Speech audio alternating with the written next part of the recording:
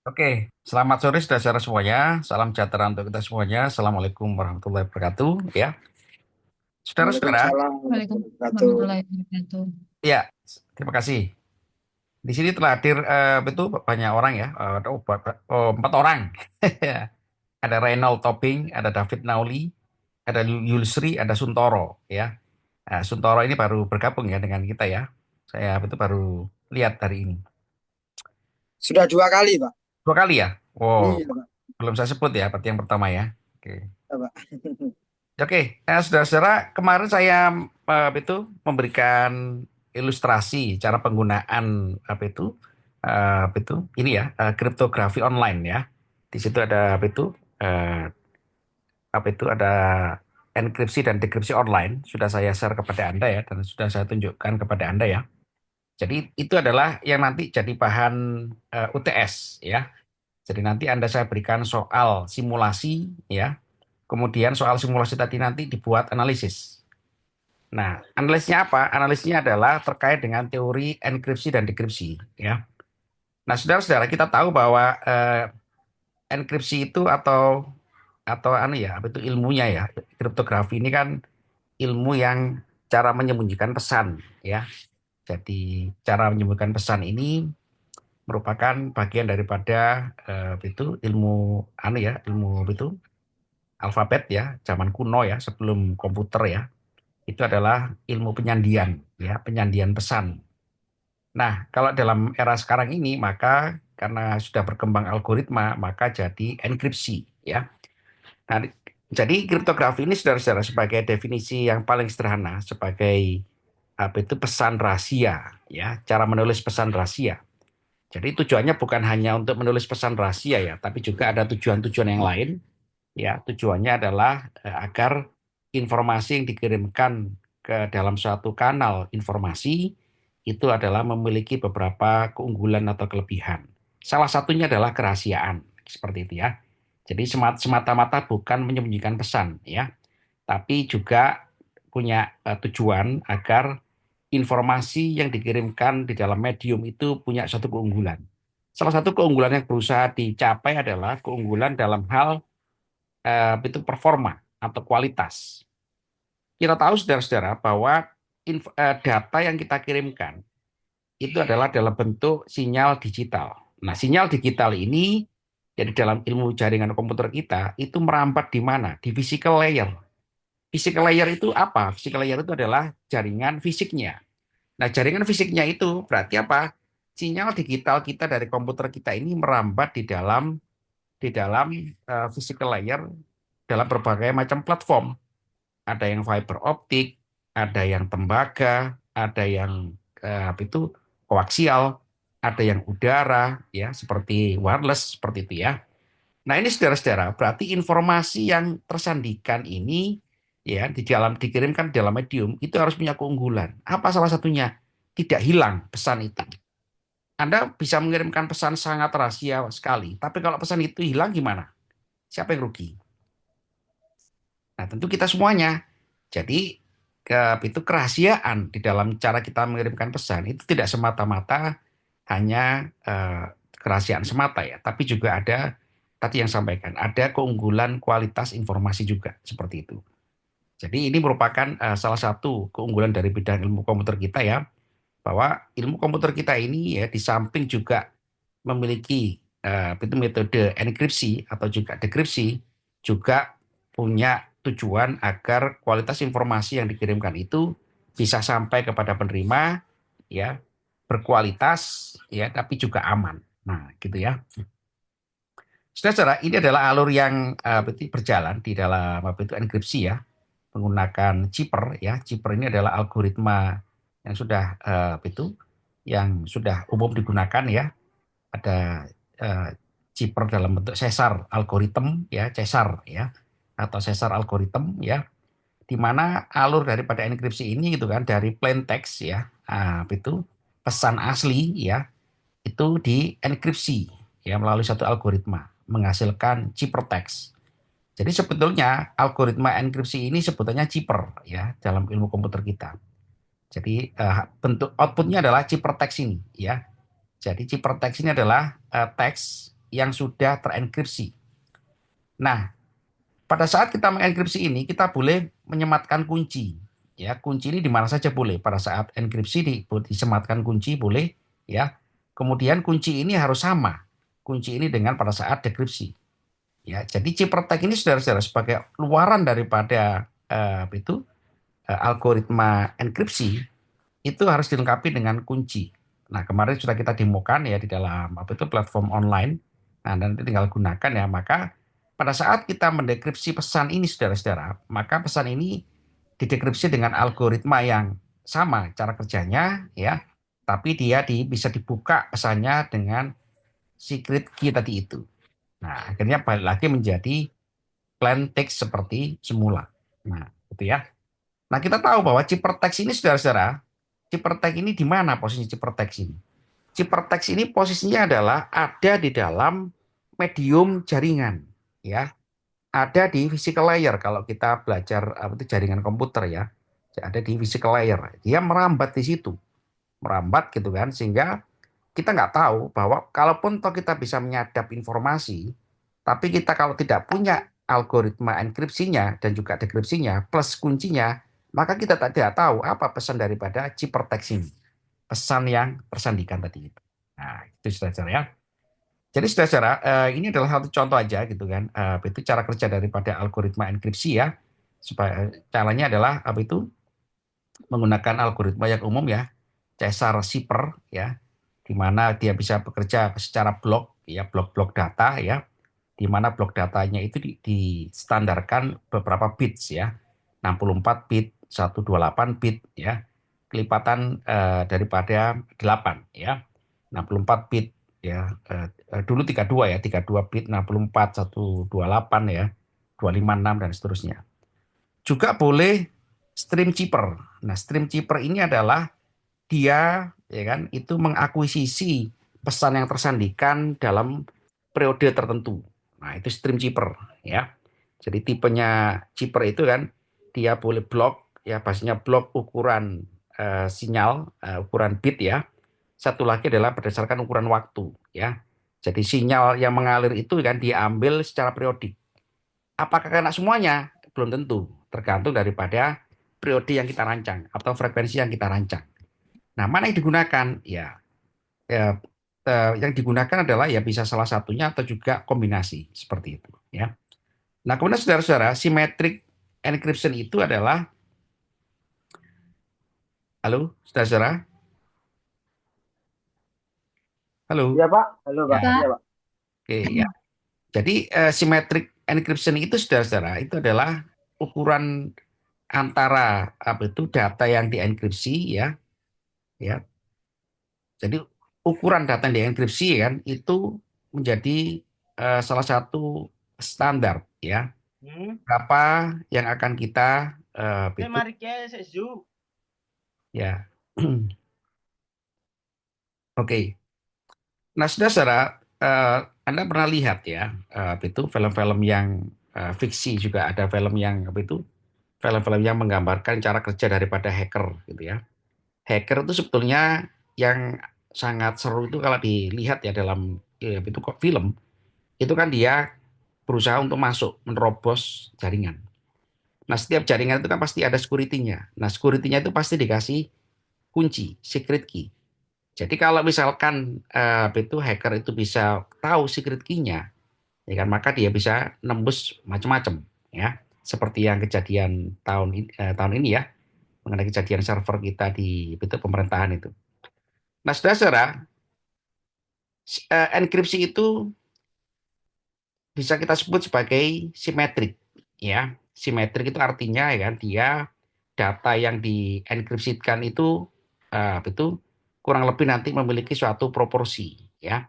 Jadi kalau dia menenkripsi data 128 ya, maka 128 bit ya, maka dia outputnya juga 128 bit ya.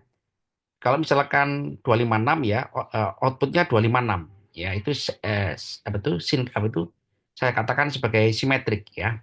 Datanya katakanlah bisa berapa bit ya, tapi dia dienkripsi secara simetrik.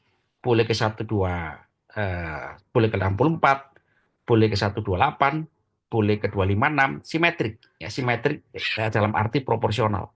Sehingga apa, saudara-saudara? Sehingga key size-nya ya itu harus kita tentukan ya.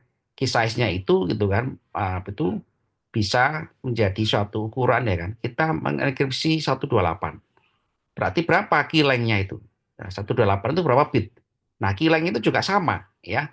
Key length-nya ini kan mengunci blok data tadi itu ya, agar apa? Agar blok data itu tidak bisa dibuka ya.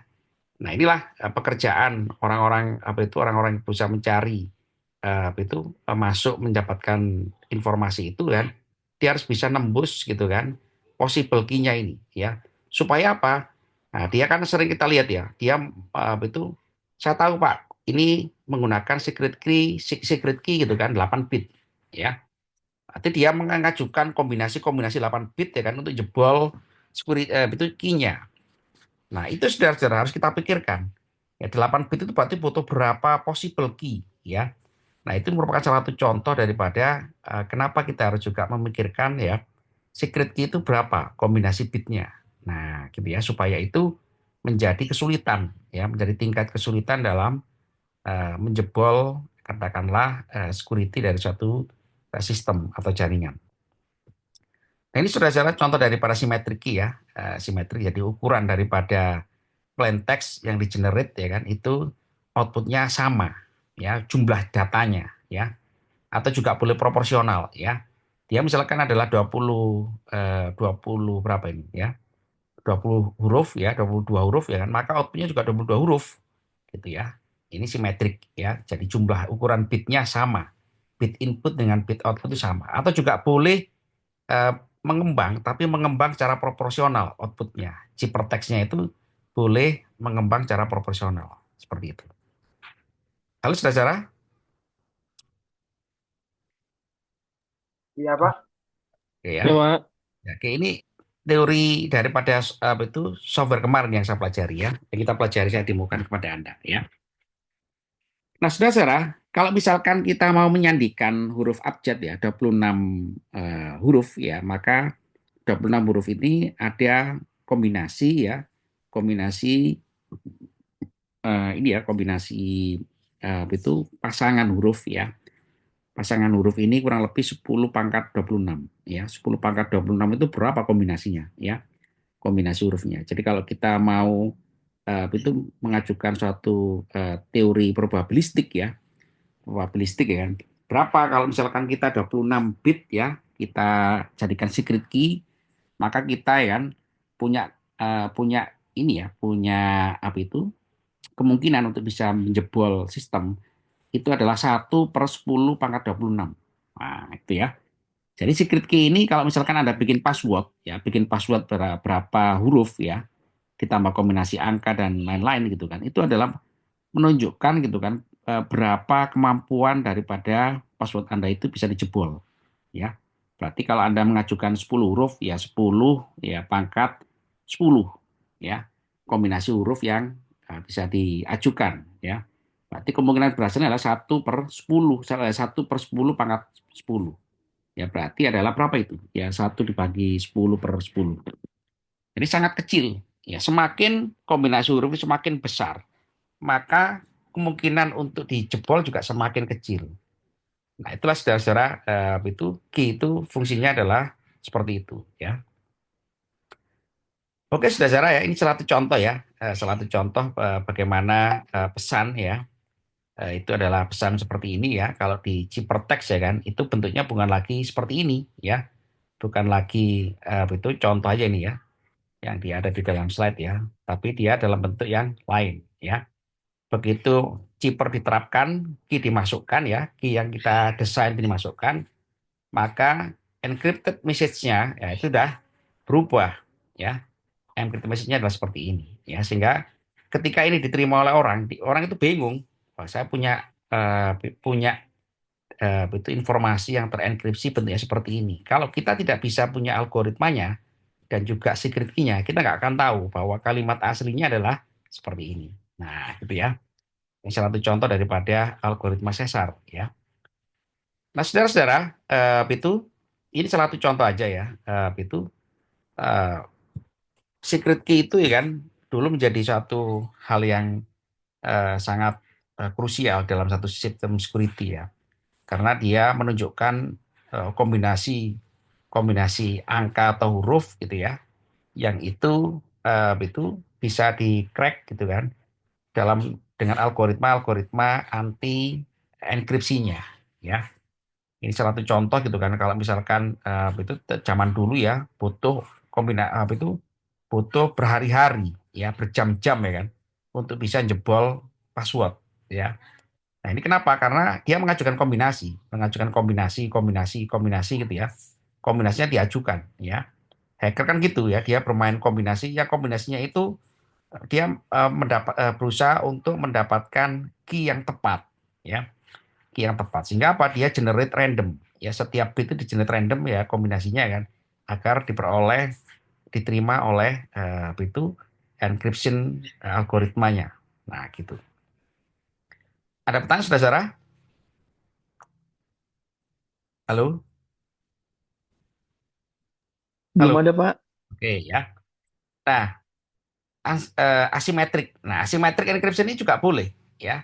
Asymmetric encryption ini adalah jumlah datanya itu boleh tidak sama dengan jumlah ciphertext-nya boleh tidak sama dengan plain text-nya. Nah, itu adalah asimetrik ya. Nah, asymmetric encryption ya. Sehingga apa? Sehingga itu juga berpengaruh kepada key yang akan kita sematkan di dalam algoritma cipher ini. Ya, kurang lebih sama dengan penjelasan saya tadi ya. Hanya bedanya adalah cuma ukurannya saja, ukuran data output ciphertext-nya itu boleh berbeda ya sesuai dengan. Nah, bagaimana cara kita ngaturnya? Cara kita ngaturnya ada di algoritma cipher. Ya, algoritma cipher itu kita atur. Ya, yang penting adalah konsisten, ya tidak boleh berubah-ubah ya. Jadi kan algoritma cipher ini bisa bekerja berdasarkan blok informasi ya, konsisten blok informasinya boleh berdasarkan stream bitnya yang mengalir. Nah, gitu ya dengan periode tertentu. Jadi dia ya kan pas dengan cara itu aja sudah bisa dipastikan sangat aman sekali ya. Karena kita punya algoritma dan juga secret key yang disematkan untuk enkripsi ya. Oke, saudara, ada pertanyaan? Ada? Halo? Belum, Pak. Oke ya. Nah, minggu depan akan saya lanjutkan ya materi kita ya. Jadi begitu setelah kita memahami cara kerja enkripsi dan dekripsi ini gitu kan, ada metode lain ya. Ini kan kita masih berbasis kepada plain text ya. Cara kita mengenkripsi data dalam bentuk teks ya. Gimana kalau datanya adalah biometrik seperti mata ini? Jadi biometrik ini juga bisa kita enkripsi ya. Bisa data-data image ya, data-data yang lain dengan selain teks itu juga bisa dienkripsi atau juga didekripsi ya. Ini salah satu contoh aja gitu kan. Itu gambar retina mata ya. Retina mata ini setelah di capture ya di scan kemudian diolah ya agar diperoleh data grayscale ya kemudian diberlakukan enkripsi dan dekripsi. Nah, gitu ya. Nah, ini juga sama ya. Ini juga itu salah satu itu metode kriptografi yang levelnya sudah sangat cukup bagus ya. Karena ini kecil kemungkinannya untuk ditembus ya secret key-nya ya.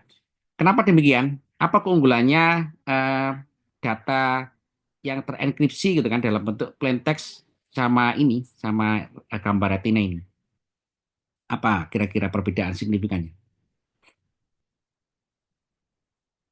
Halo. Nah, keunggulannya saudara-saudara, ini untuk diajukan sebagai kombinasi ya secret key itu sangat sulit ya. Kalau kita menggunakan secret key kombinasi huruf atau angka, kan kita bisa nebak-nebak, betul kan? Halo. Betul, Pak. Tapi Betul. kalau kita Betul, Pak. menggunakan Betul. secret key berupa biometrik, bisa nebak nggak Anda? Biometrik secret apa itu biometrik itu jadikan secret key, ya. Misalkan fingerprint itu Anda nebak-nebak, bisa nggak? Fingerprintnya nebak-nebak. Tidak bisa, Pak. Nggak bisa. Nah, itu salah satu contoh keunggulan ya kan daripada itu metode ini ya. Enkripsi yang menggunakan data image atau juga data lain ya, data biometrik rata-rata ya, fingerprint, retina mata gitu ya. kemudian juga hal-hal yang spesifik dari data-data biometrik manusia, ya. Oke, saudara, saya pikir itu ya penjelasan kita hari ini ya. Jadi siap-siap ya minggu depan ya. Minggu depan Anda sudah nyoba softwarenya yang kemarin saya tunjukkan kepada Anda. Halo? Halo ya, Pak. Oke, silakan dicoba ya. Silakan dicoba. Nanti itu jadi Oh, baik, Pak. materi. Halo. Iya, Pak. Ya, Pak. Oke. Akan kami coba, Pak. Ya, coba ya. Jadi nanti akan saya berikan Siap. pertanyaan dari situ, ya. Baik, Pak. Oke ya. Oke. Oke, saudara, selamat malam, selamat berakhir pekan ya. Mohon maaf saya tadi agak telat ya karena kejebak macet di jalan ya dan juga sedang melihat persiapan sudah ya. Jadi insya Allah Ya, Pak. kita lanjutkan selanjutnya. Oke, sampai Pak, ketemu. Pak, Pak izin Pak. izin nanya Pak. Ya, silakan. Pak untuk minggu depan kan hari Senin besok sudah mulai UTS ya. Iya, iya, iya. UTS-nya yang mengenai yang itu kemarin ya Pak. Betul, Anda nyoba simulasi ya. Nanti saya berikan soal, Anda simulasi menggunakan enkripsi dan dekripsi online ya. Oke baik Pak.